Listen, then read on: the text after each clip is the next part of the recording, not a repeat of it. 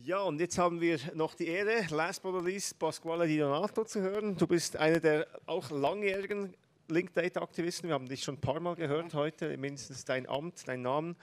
Du bist selber eben gut, jetzt muss ich gerade schon spicken,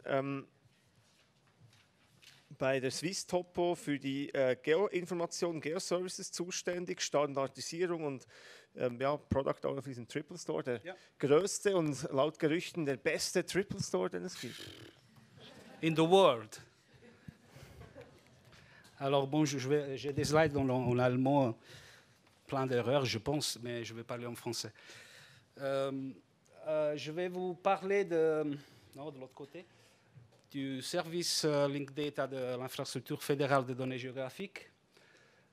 Donc, j'ai d'abord quelques mots sur cette infrastructure pour donner le contexte. Donc, je passerai après au service CGELD Admin CH. Quelques mots sur GeoSparkle, j'en finirai avec quelques mots sur la collaboration avec l'INDAS. L'infrastructure fédérale de données géographiques est la partie de l'infrastructure nationale de données géographiques au sein de l'administration fédérale et la commission la publication des géodonnées de base relevante du droit fédéral et se base juridiquement sur la législation suisse en matière de géoinformation, notamment la loi sur la géoinformation et l'ordonnance sur la géoinformation. D'un point de vue opérationnel, l'implémentation et l'exploitation de l'infrastructure est assurée par l'organe de coordination de la géoinformation au niveau fédéral, GCS, et par son centre opérationnel COSIC qui est rattaché à Swisstopo. Donc l'infrastructure est quelque chose qui est géré par Swisstopo, mais ne publie pas que des données de Swisstopo, il publie aussi des données des autres offices fédéraux.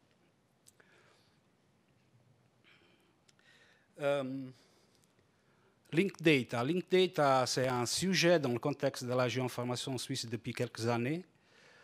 Et en fait, Linked Data, c'est une des mesures soit de la stratégie suisse sur la géoinformation, soit de la stratégie de Swisstopo 2025.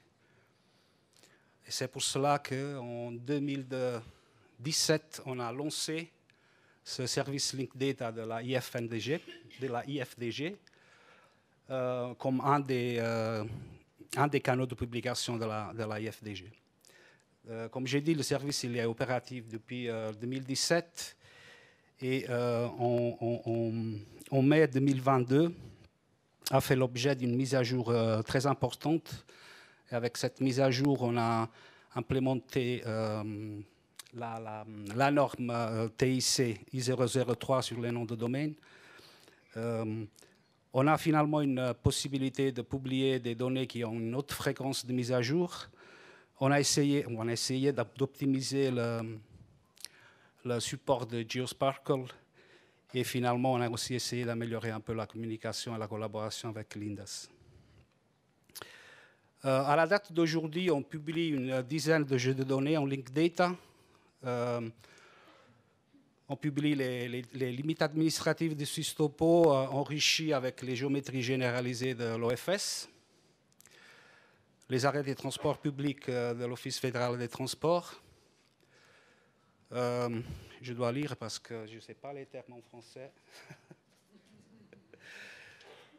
Ouais, les aménagements hydroélectriques de l'OFN, les lieux des accidents sur la route de l'OFRU,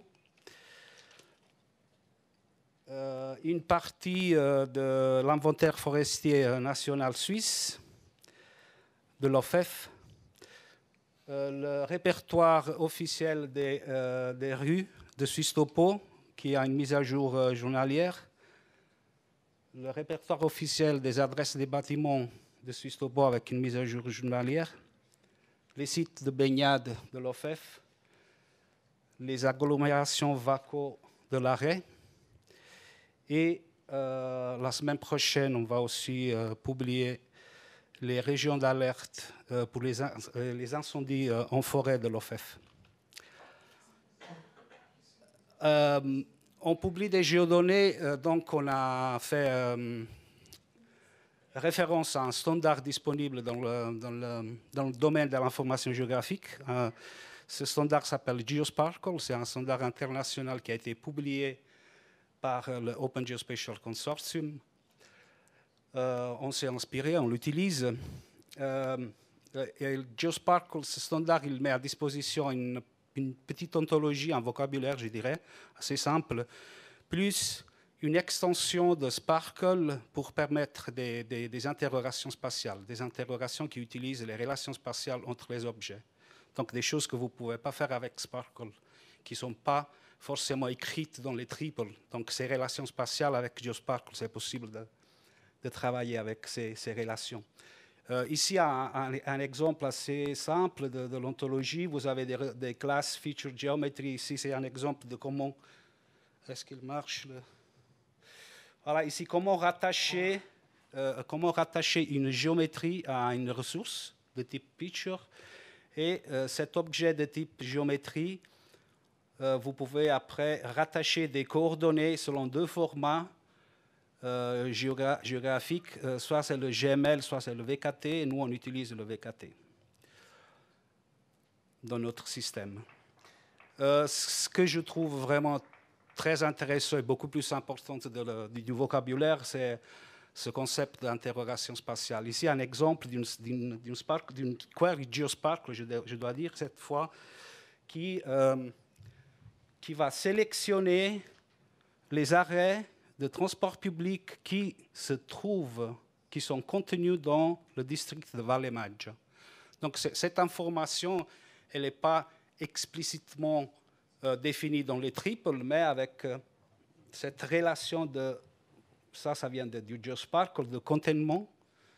C'est une analyse spatiale qui vous donne ce résultat. Je trouve ça un des choses plus importantes qui amènent GeoSparkle dans le monde de Linked Data. Ça a été plusieurs fois dit aujourd'hui par mes collègues. Merci beaucoup aussi de toujours mettre en évidence aussi ce qu'on fait nous chez Swisstopo avec Linked Data. De notre point de vue, le service Linked Data, IFDG et Linda sont deux systèmes fédérés. Chacun publie des données pour les compétences qu'il a. Les géodonnées, ils sont chez nous parce qu'on a des bases légales qui, entre guillemets, nous obligent à faire ça. On le fait avec plaisir.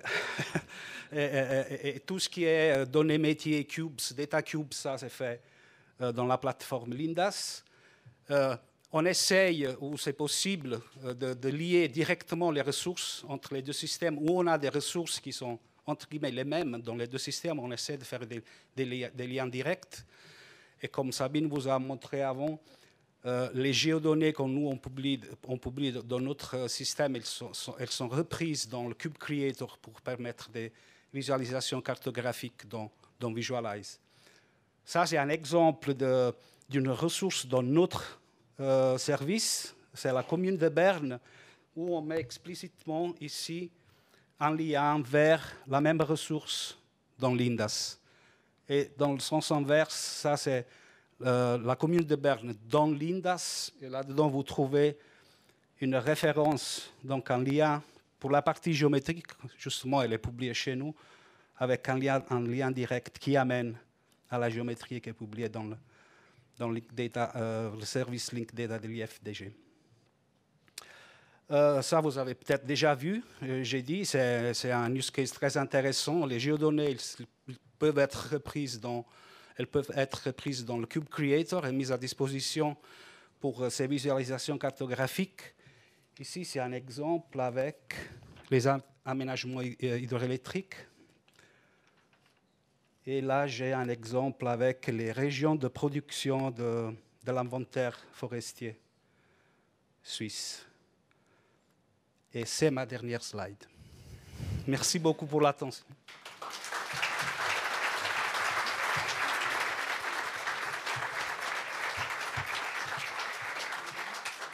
Vielen Dank, Pasquale. Das war sehr interessant, mal diese Geodaten, Linked Data zu sehen. Das ist sehr spannend, auch dass ihr das so verknüpft, inklusive Visualize der Plattform. Fragen von den Teilnehmern? Gerne. Da vorne gleich.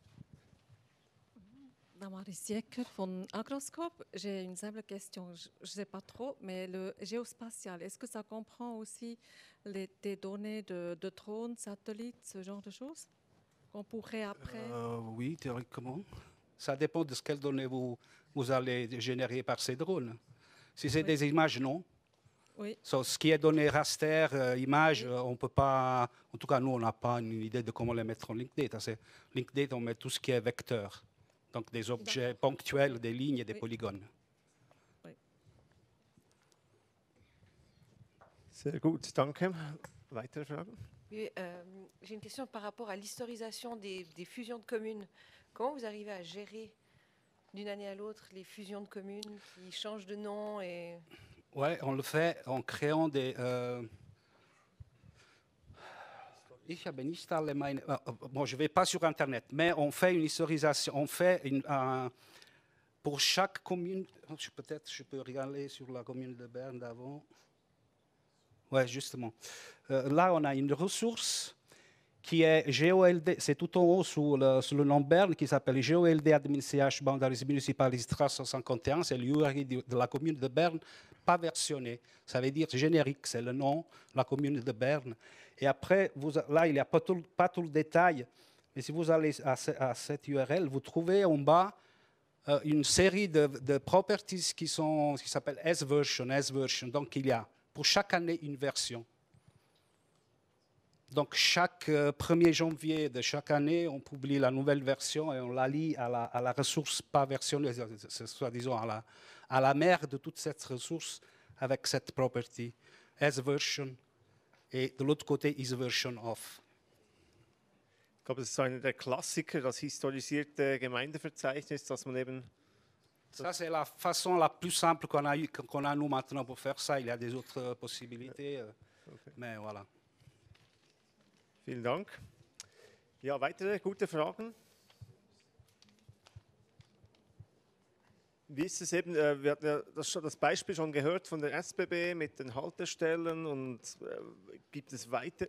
Also die SBB-Haltestellen, so wir publizieren Daten des Bundesrechts. Ja, und ja. es gibt in Eingang zum GOIG, Ja. es gibt eine Liste von Datensätzen. Ja.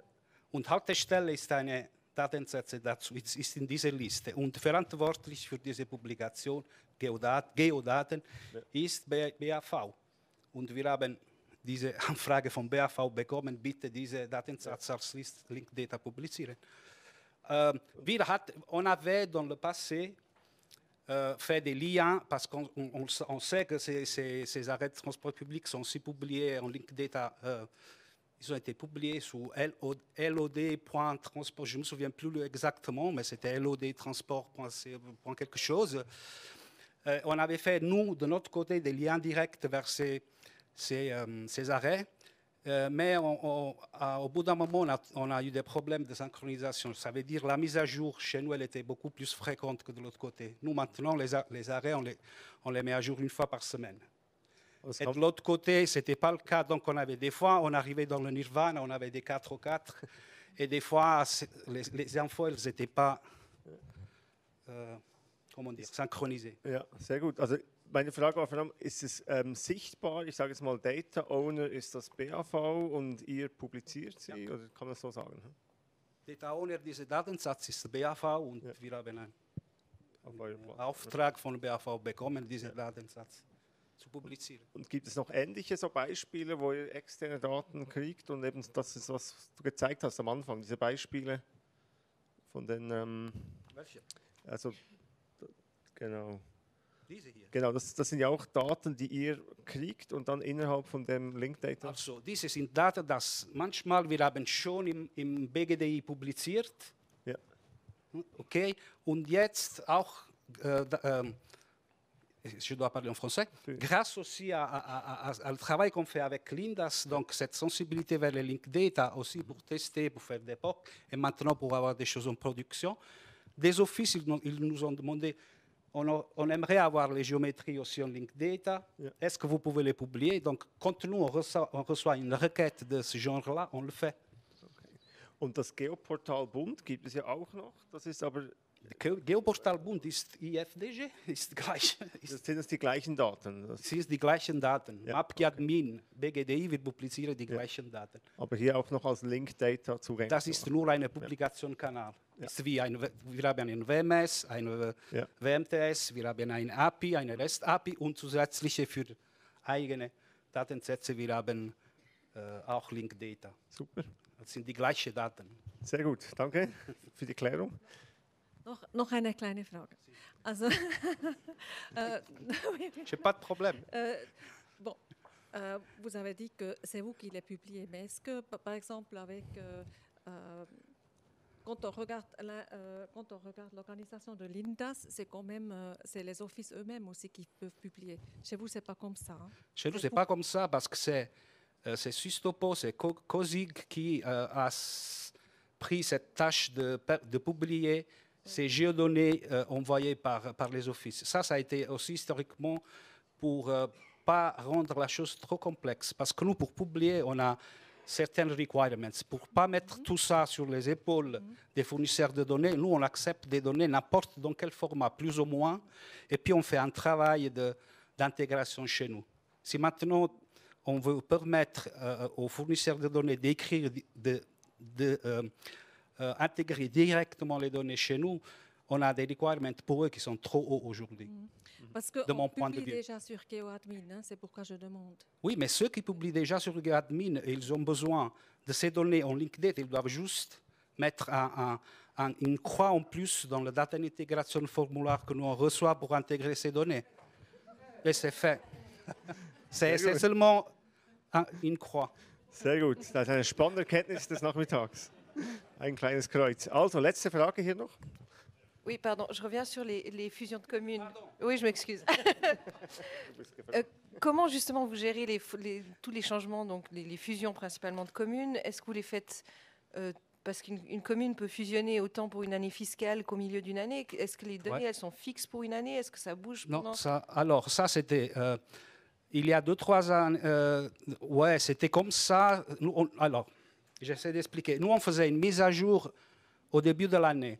Donc, il pouvait y avoir des fusions en juin, et ça, on les intégrait pas encore, on le faisait au début de l'année prochaine. Aujourd'hui, mais ça, c'était lié au jeu de données de Sustopo, parce que ce jeu de données Sustopo, il avait cette mise à jour annuelle.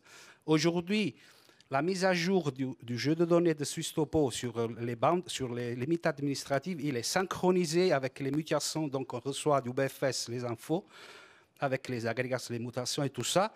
Donc aujourd'hui, on gère aussi des mises à jour qui peuvent arriver en mai, en juin, en septembre.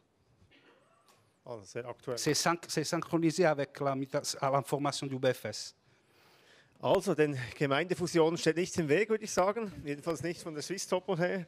Vielen Dank, Pasquale. Nochmal Applaus.